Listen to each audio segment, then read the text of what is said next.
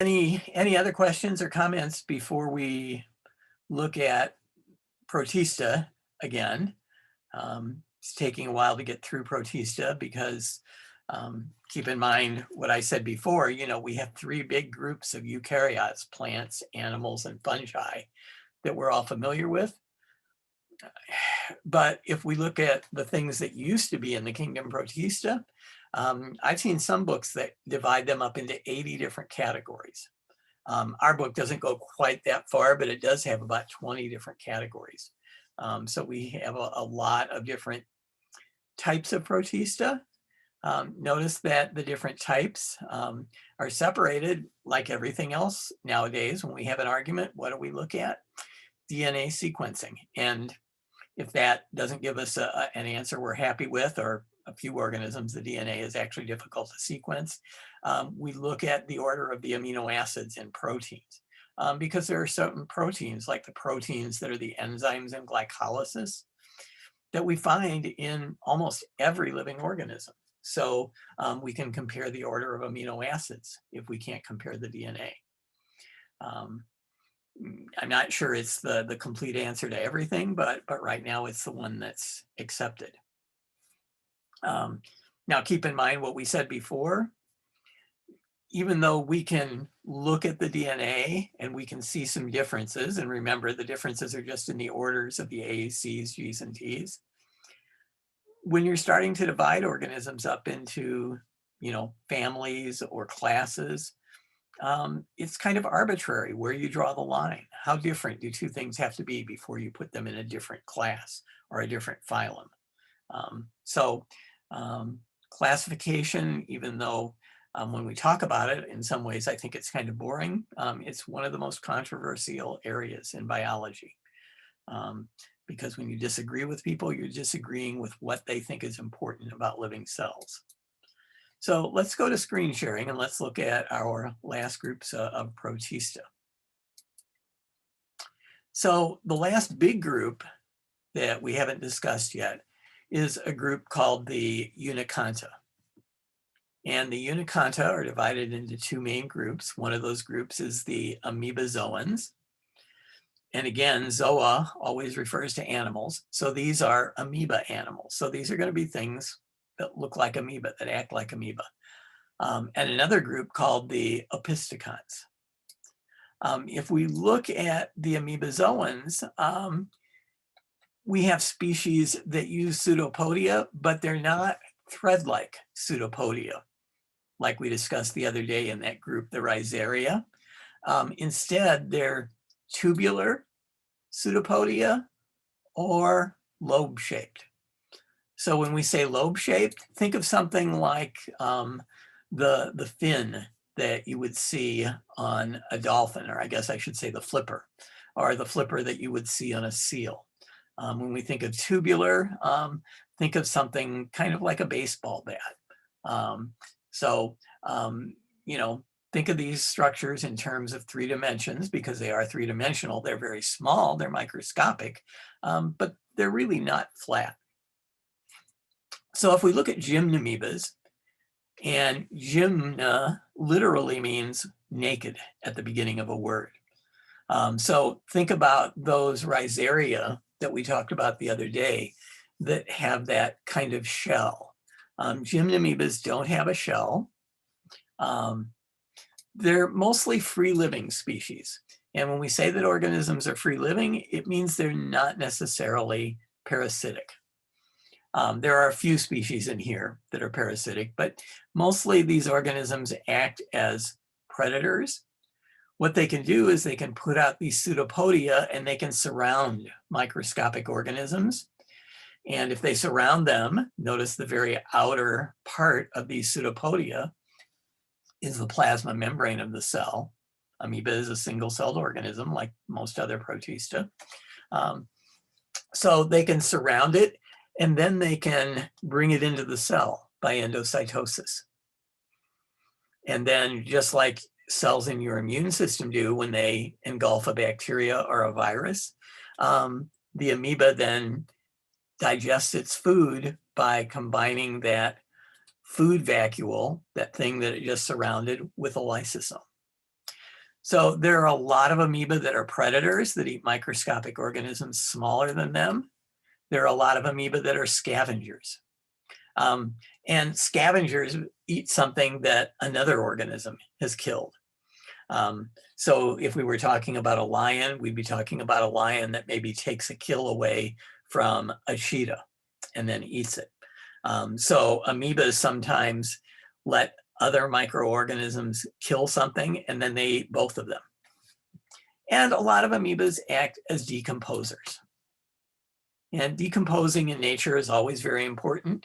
Decomposing basically takes living organisms that have died and breaks down complicated organic molecules, the things that we find in living cells, and it breaks those down into simpler molecules. So it's really a form of recycling because those simpler molecules can often be used by plants or by other types of organisms. A lot of living organisms can't use complex organic molecules directly. Plants can't really absorb lipids from their environment. You could eat lipids in your diet, but plants can't absorb them. They can build lipids if we give them the right chemical building blocks. So when we look at gymnomoebas, they move by pseudopodia. They put out these false feet. They can extend several of them and surround a potential piece of food and bring it into the cell by endocytosis. So they really work very similar to some of the cells in the human immune system, as well as some other things that we've looked about. Now there's one particular group, and this should be italicized if we were talking about the genus, but Entamoeba is sometimes classified in a separate group. And all the Entamoebas are endoparasites and endosymbionts. Now, endo means inside, and endoparasites live inside other living organisms, so do endosymbionts. The difference is, whereas parasites harm the animals that they're living in, symbionts coexist peacefully. Sometimes both species actually benefit. Sometimes the entamoebas are classified as a separate group on the same level as gymnomoebas. Sometimes they're contained inside the gymnomoebas. Our book considers them part of the gymnomoebas, but I listed them separately just because if you would look in a different source, you might find that they're classified in their own group. This group also includes the slime molds. And the slime molds make structures called fruiting bodies. And fruiting bodies look kind of like a Tootsie Roll pop, much, much smaller. And these fruiting bodies produce spores and distribute the spores.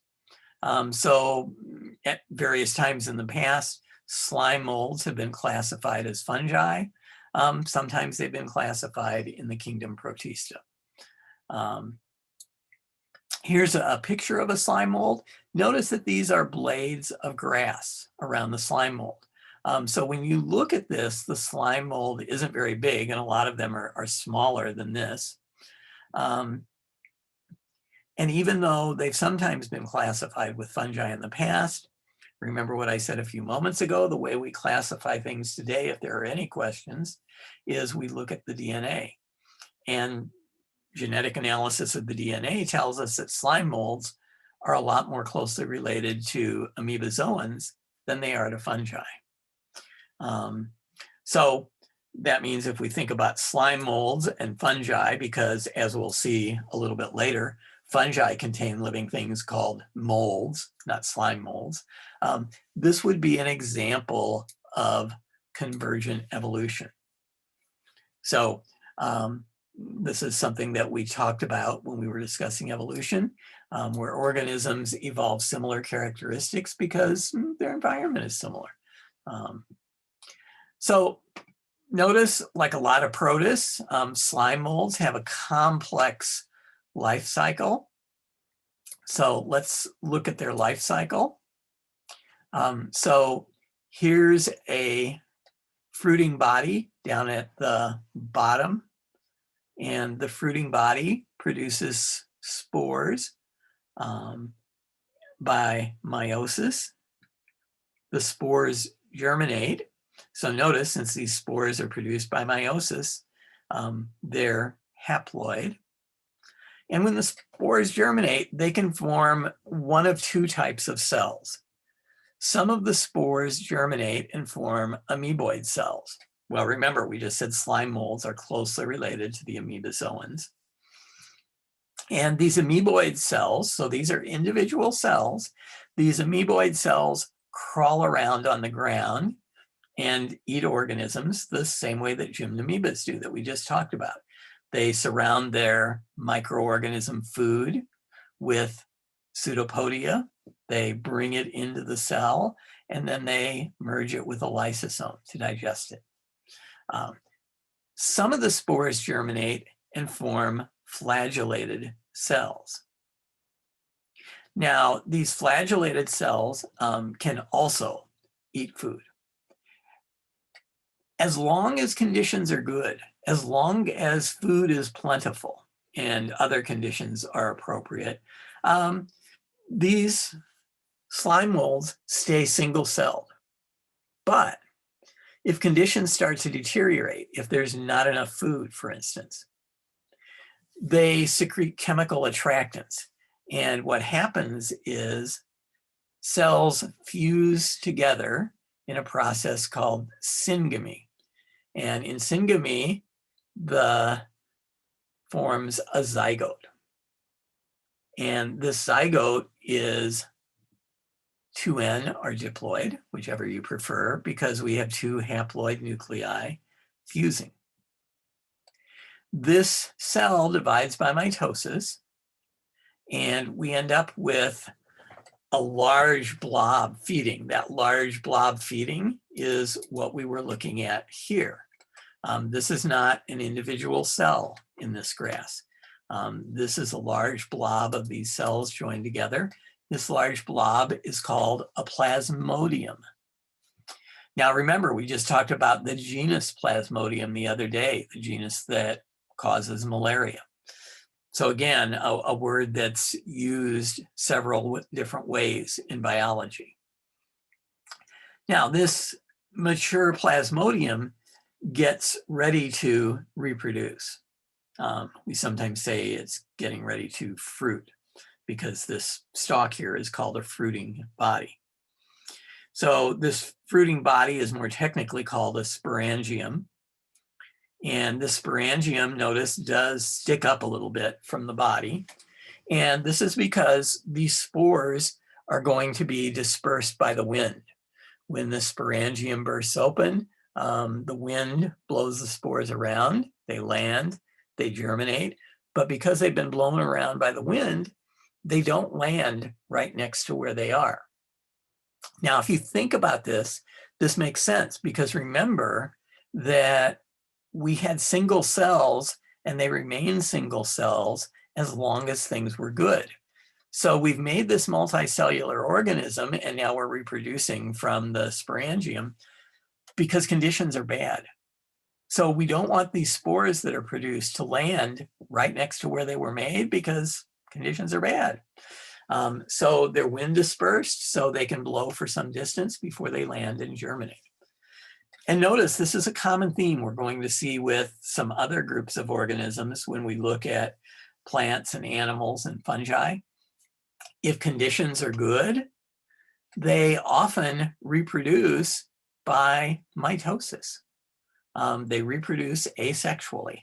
Why? Because if conditions are good, it could be advantageous to make organisms that are genetically identical to yourself. If conditions are good, you're doing well. So asexual reproduction is advantageous. When conditions are not so good, by carrying out sexual reproduction, the genetic makeup of the cells is changed. Maybe if you shuffle the genetic dice, maybe you'll come up with a combination that can survive better in this environment. No guarantees, but it's a possibility. Now, notice that all of these organisms in some ways resemble amoeba. The opisthocants include animals and fungi, as well as the groups that are most closely related to animals and fungi. So the nuclearids are the clade that's most closely related to fungi. Notice this weird spelling. There's two I's in a row. Sometimes this is spelled with only one I here. But if we look at these organisms, they're very similar to several other organisms we've seen, like cercozoans, in that they're single-celled organisms. They have a flagellum. And the other main group that we have here is, the other small group, I guess I should say, is the choanoflagellates. Now, notice I'm leaving out a group here. We're not talking about the fungi. We're going to come back and talk about the kingdom fungi. Actually, that's the next group we'll talk about after Protista. So the choanoflagellates are the group that's similar to animals. And if we look at choanoflagellates, actually they're very similar to the first cells we find in the simplest and what are sometimes called the most primitive animals, sponges. Now notice when we say that sponges are primitive, that might have a negative connotation in everyday English. But when we're talking in evolutionary terms and we say that something is primitive, we merely mean that it evolved a long time ago, that it's very ancient. So we don't want to think that it has a negative connotation. You could maybe think of it as being positive. It evolved a long time ago and it's still here. But choanoflagellate cells are very similar to some cells that we see in sponges. So let's look at a cell. Now notice this is an individual cell. And because when we talk about protistan cells, they're often relatively large and relatively complex. When we talk about a protistan cell, we often refer to the main part of the cell where most of the cytoplasm and most of the organelles are as the cell body. So this shows a fairly typical cell. You know, this blue around here is the cytoplasm with organelles in the cytoplasm. We've got the nucleus, this green structure, and inside it, there's a little darker circle, the nucleolus. And we have some large organelles called the contractile vacuoles. Remember that one of the things that all cells have to deal with is either gaining water from their environment or losing water to their environment. And because of the various chemicals that are dissolved in the cytoplasm in most cells absorb water from their environment. So as the cell absorbs water, there's a possibility it could swell and burst. So these contractile vacuoles gradually absorb water that the cell is picking up. And as this water is funneled into the contractile vacuole, then the contractile vacuole, there are some muscle fibers surrounding it. And these muscle fibers squeeze it, kind of like popping a pimple, and all the water spurts out of the cell. So these contractile vacuoles are constantly filling up with water and ejecting it from the cell. Now, the thing that distinguishes collar cells is that they have something called a collar. And this collar is made up of microvilli. And microvilli are very narrow extensions of the cytoplasm. And the microvilli here form a circle. So they were originally called collar cells or choanocytes because people thought it kind of looked like the collar on a shirt. So all these little red strands are microvilli that make up this collar. Now in the middle of all these, remember that three-dimensionally, this collar is basically in a circular pattern. In the middle of all this, there's a longer strand that comes out. This is the flagellum. And the flagellum beats and creates a current of water. And the water flows into this collar and out through the little grooves between the microvilli, and the microvilli screen out microscopic organisms. So this is showing a few little cells in here that are captured in the microvilli. And the microvilli tend to be kind of sticky, so when something hits them, microscopic things anyway, it sticks to them. And then these food particles are pulled into the cell. Even though it's not exactly the same type of cell, this part really works the same as what we saw with our amoebozoans a moment ago. So these food particles are pulled inside the cell in what's called a food vacuole. The food vacuole merges with a lysosome. Remember, lysosomes contain digestive enzymes. And these digestive enzymes break down the food particles. So when we say break down, what do we mean? Well, the proteins, if we think about some of these bacteria cells, the proteins in these bacteria cells are going to be broken down to individual amino acids. The carbohydrates are going to be broken down into monosaccharides. The phospholipids are going to be broken down into monoglycerides and fatty acids. Nucleic acids are going to be broken down into DNA nucleotides and RNA nucleotides. So large, complicated molecules are broken down into smaller molecules. Does anybody remember the type of reactions that these are called? Remember that when we take a big molecule and we break it down to smaller molecules, we do this by adding a molecule of water. The OH from the water goes on to one half of the molecule. When we break it apart, the H goes on to the other half. Does anybody remember what that type of chemical reaction is called? That's hydrolysis? Correct, that's a hydrolysis reaction. And this is the same type of reaction that occurs in your digestive system when you digest food. And so that's why we say these lysosomes really do have digestive enzymes. Some of the digestive enzymes are really exactly the same as the ones we find in your digestive system. Now notice that means that lysosomes have a very weird membrane structure because some of the enzymes could potentially digest this membrane. And if they're not careful, that can actually happen. When a tadpole changes into a frog, tadpoles have a tail, frogs don't. One of the things that happens is lysosomes in the tail cells burst open and break down the cells in the tail. So notice there's a group that we're not talking about in connection with the choanoflagellates, the animals.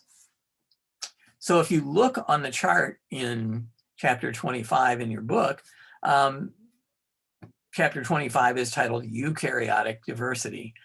There are really three groups that we haven't talked about so far. And the three groups are groups that are considered to be kingdoms. So the plants, the fungi, and the animals. So all the other groups we've discussed a little bit, although keep in mind what I've said, if you were to look at another book, a different book, in fact, the first edition of this book classifies the Protista a little bit different. So what do we look at now? Well, now what we look at is, as I mentioned before, analysis of the DNA, analysis of the proteins, in some cases, analysis of metabolic processes, which enzymes control which metabolic processes, how many steps are in a metabolic pathway, things of that nature.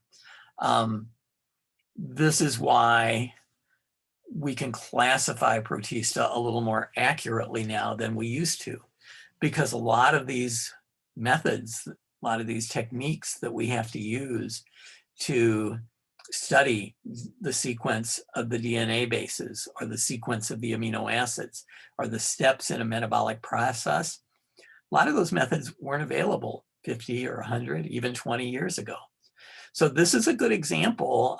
A lot of times in biology, we have some ideas about how things work, but we have to wait until the technology catches up so that we can test those ideas. Because remember, for a hypothesis to be scientific, we have to be able to test it in an experiment and not test it and prove it. We have to be able to test it and reject it. So if we don't have the technology, sometimes we can't do an adequate test. We can't find out what the correct answer is. So to get back to what I said, this large chart that I have at the beginning of this, I actually took from the first edition of this book on purpose. If you look at the current edition, the entamoebas aren't listed at all, and they don't talk about them. Now, as I said, a lot of people consider the entamoebas to be a separate group, but a lot of people include them in the gymnomoebas. So the entamoebas aren't there. The other difference you'll see if you look in the chart in chapter 25 in the book are this group here, which is called the Rhizaria. This group here is shown as branching off from the common ancestor of the alveolates and the stromatophiles. So here, notice the Rhizaria are shown branching off down at the bottom, but in the current edition of the book, they're shown as branching off here. So keep in mind, there's typically about maybe 3 years difference from one edition to the next. So between the first edition of this book and the third edition of this book, roughly 5 or 6 years, what happened? Well, there were a couple of major changes, I guess, depending on how you view major, in terms of how we classify Protista. So we want to keep that in mind.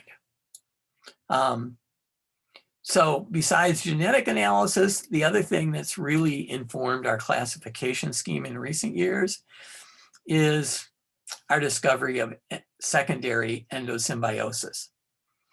If you would go back very far when I was a student in college, it was a mystery why some chloroplasts have 4 membranes, some have 3 membranes, some have 2 membranes.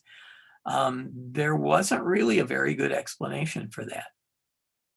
But once the idea of endosymbiosis came along, biologists realized, well, if you end up with 2 membranes when one cell eats a photosynthetic bacteria, then you could end up with 3 membranes when one eukaryotic cell eats a eukaryotic cell that already ate a photosynthetic bacteria. So in some ways, this has complicated our understanding of, and this last one should say evolutionary relationships, not revolutionary. Some ways this has complicated our understanding, but it's also made it much clearer, because before there were some phenomena that we just had no explanation for. And in science, we never like to have no explanation for something.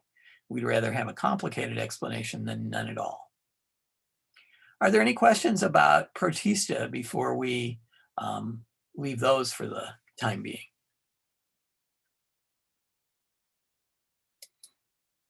Okay, if not, I'm going to stop screen sharing.